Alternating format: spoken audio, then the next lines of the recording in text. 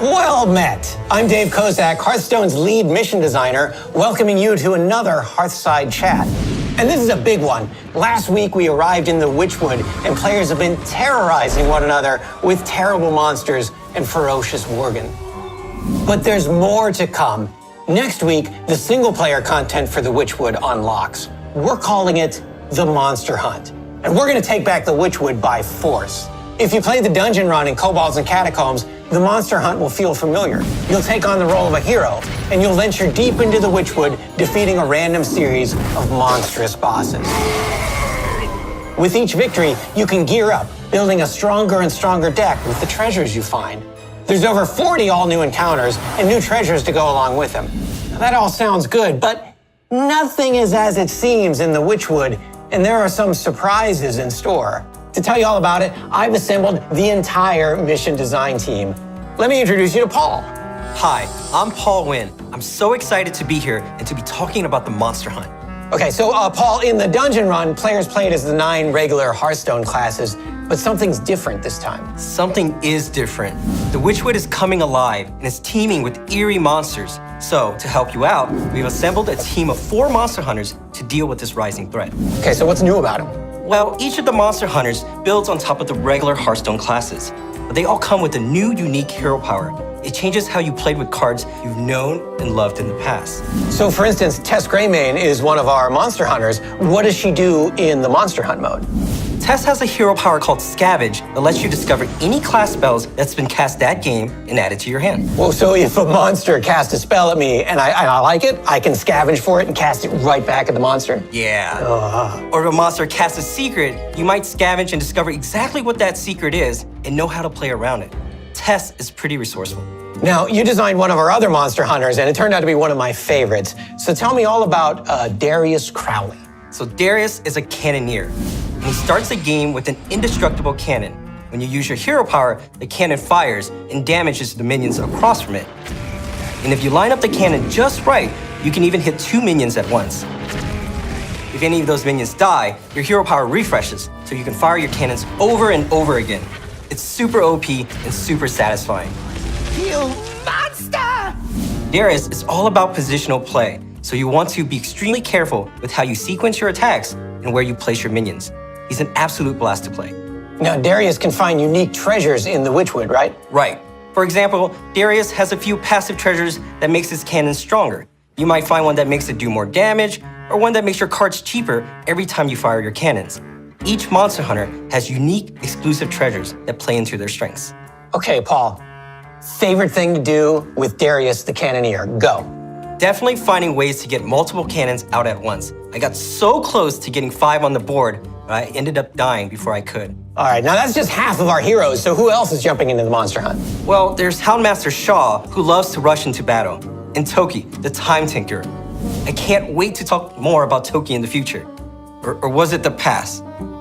I don't know. There's just too many timelines. I can't keep track of it all. No kidding. Now, I'm excited for people to try out the new Monster Hunters, so thank you, Paul, very much. There are a lot of shenanigans that our Monster Hunters can pull, but their work is cut out for them because there are all new encounters in the Witchwood.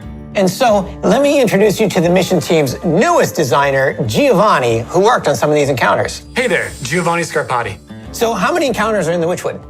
There are over 45 unique bosses, if you count the Nemesis fights. Okay, whoa. We'll talk about those in a second. All right, so these are all new encounters. All of the bosses you'll face off against are unique to the Witchwood, lovingly handcrafted to accentuate the theme and mood of the set. Smooches! All right, so what are some of your favorites? Ravencaller Causelwort is one of the zanier bosses.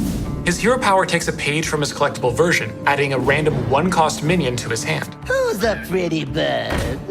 He's an earlier boss, so not too difficult, but he has some great dialogue that's been a crowd favorite in our playtests. Why? They're just birds! So some of the encounters are beefed up versions of the collectible cards, but some of them are totally new, right? Most of the bosses are unique to the Monster Hunt. For example, there's Grotto the Bogwarden. This is my bog. He's a bog beast who rules over the swamps, raising your defeated minions as zombies. They're 1-attack, 3-health minions that explode on death, dealing 1 damage to all characters, including both heroes. Are they dropping the same treasures as in Kobolds and Catacombs? While some old fan-favorite passive treasures have made a return, the majority are all new. On top of the standard ones, each hero has some treasures exclusive to them, and occasionally you'll run into rarer bosses that'll drop their own unique treasures. Whoa, tell me about that. Here's an example. Grub is a boss you can encounter earlier in a run. He has a hero power that allows him to pick up his minions and chuck them at your face. If you take him down, you'll be offered his hero power as a spell, powered up even further. When you play it, you'll toss all of the minions in your hand directly at your opponent's face. It's a great finisher. Wow, that is pretty nasty. Now, earlier you mentioned something called a nemesis fight. Okay, tell me about that. Each of our monster hunters have their own unique nemesis that only they can fight. I've tracked you down at last, Crowskin. Have you tracked us? Or have we lured you here? We wanted to bring a subtle narrative to the monster hunt to help capture these heroes better. Plus, it allows you to build your deck with the final boss in mind until your first victory. Oh, so we get to hint at like the bigger story happening in the Witchwood. Okay, Giovanni, one last question. You got to do some balancing work for the dungeon run, but the monster hunt's really your first big project on Hearthstone. So what's been your favorite thing to work on? There's so many different aspects of the game that designers get to touch. I love working on marrying the dialogue, art, and game mechanics in a way that brings the bosses to life. I've got one of those somewhere. If I can get a player to chuckle, roll their eyes, or throw their hands up in the air in disbelief, I consider it a job well done. Thank you, Giovanni. That wraps it up for the monster hunt. Almost. We haven't talked about our big villain, Hagatha the Witch.